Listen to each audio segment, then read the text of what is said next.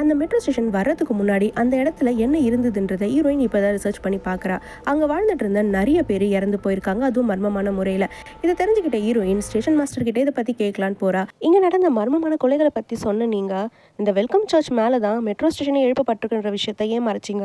அது மட்டும் இல்லாமல் அந்த சர்ச்சில் இருந்த 40 பேர் மாஸ் சூசைட் பண்ணியிருக்காங்க, அதோட தலைவர் இன்னும் உயிரோட தான் இருக்கிறாருன்னு நிறைய பேர் கட்டுக்கதைகள் சொல்லிட்டு இருக்காங்க, அதெல்லாம் உண்மையா அப்படின்னு சொல்லி கேட்கும்போது, ஒருவேளை அது உண்மையாக இருந்தால் நீ என்ன பண்ணுவ அப்படின்னு கேட்குறாரு. நான் அவங்கள இன்டர்வியூ பண்ணுவேன்னு சொல்லவும், சரி அப்படின்னா நைட்டு 3:30 மணிக்கு மெட்ரோ ஸ்டேஷனில் போய் பாரு, நீ ஒருத்தரை கண்டிப்பாக மீட் பண்ணி ஆகணும், அவர் ஆனால் நைட்டு 3:30 மணிக்கு தான் வருவாருன்னு ஒரு டைமும் கொடுக்குறாரு. இந்த பக்கம் ஆஃபீஸில் ஹீரோயினை தேடி 2 போலீஸ் ஆஃபீஸர்ஸ் வந்திருக்காங்க. ஹீரோ தான் போய் பார்க்குறான்.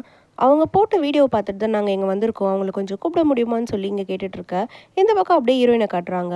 இந்த மூவியோட ஃபர்ஸ்ட் சீனில் ஒருத்தன் சப்பை கீழே டார்ச் அடிச்சுட்டு போயிருப்பான்ல, அவன் அந்த இடத்துல உட்காந்துக்கிட்டு இருக்கான். ஹீரோயின் அவனை பார்த்து பயந்து வந்து ட்ரெயினில் ஏறிடுறா. இப்போ முன்னாடி பார்த்தா அவன் அந்த ட்ரெயின்குள்ளேயே உட்காந்துட்டு இருக்கான். ஹீரோயின் எந்த கம்பார்ட்மெண்ட் போனாலும் எல்லா கம்பார்ட்மெண்ட்லையும் அவனே இருக்கான். இந்த ஆஃபீஸில் போலீஸ் ஆஃபீஸர் ஹீரோயின் போடுற வீடியோஸில் அவங்க டெய்லி இன்டர்வியூ பண்ணுறதா சொல்கிற ஸ்டேஷன் மாஸ்டர் காணாமல் போய் 3 வருஷம் ஆகுது அப்படின்னு சொன்னதும் ஹீரோக்கு செம ஷாக்கு. ஹீரோயினுக்கு கீழே ஒரு வாக்கி டாக்கி கிடைக்குது. அதில் அந்த ஸ்டேஷன் மாஸ்டர் தான் பேசுகிறாரு. உன்னோட ஆர்வம் உன்னை எங்கே கொண்டு வந்து நிறுத்திருக்குன்னு பார்த்தியா? நீ என்கிட்ட எவ்வளோ கதை கேட்ட, இப்போ கடைசியாக ஒரு கதை சொல்லட்டுமா அப்படின்னு சொல்லிட்டு இவருக்கு என்ன ஆச்சுன்ற கதையை தான் இப்போ சொல்கிறாரு. கொஞ்ச நேரத்துக்கு முன்னாடி ஹீரோயின் ஒரு பையனை பார்த்து பயந்து போயிருப்பாள்.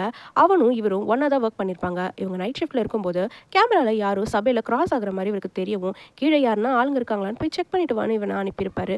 இவனும் போயிருப்பான். அப்போ தான் ஃபர்ஸ்ட் சீனில் இவன் காணாமல் போயிருப்பான். ரொம்ப நேரம் ஆகும் இவனை காணாதனால இவர் கீழே போய் செக் பண்ண போயிருப்பாரு. அந்த டைமில் ஒரு ட்ரெயின்குள்ளே இவர் மாட்டிக்கவும் செய்கிறாரு. அந்த ட்ரெயின் ரொம்பவே ஹீட் ஆக ஆரம்பிக்குது. எப்படி ஹீட் ஆகுதுன்னு சொன்னால் அவரோட ஷூவே உருகி அந்த இடத்துல ஒட்டிக்குது. அந்தளவுக்கு ஹீட் ஆகிற ட்ரெயினில் அவரால் தாக்கு பிடிக்க முடியல. திரும்பி பார்க்கும்போது அந்த பையன் அங்கேருந்து நடந்து வரான். இவர் தப்பிச்சிருவாருன்னு சொல்லி பார்த்தா அந்த பையனோட தலை மட்டும் கீழே துண்டா விழுது. வேற ஒரு உருவம் இருக்குது அந்த இடத்துல. ஸ்டேஷன் மாஸ்டர் ட்ரெயின்லேயே மாட்டி இறந்து போக அவரோட உருவத்தை வெளியில் இருக்க உருவம் எடுத்துக்குது. இவ்வளோ நாள் நம்ம ஹீரோயின் கிட்ட பேசிட்டு இருந்ததும் அந்த பேய் தான்.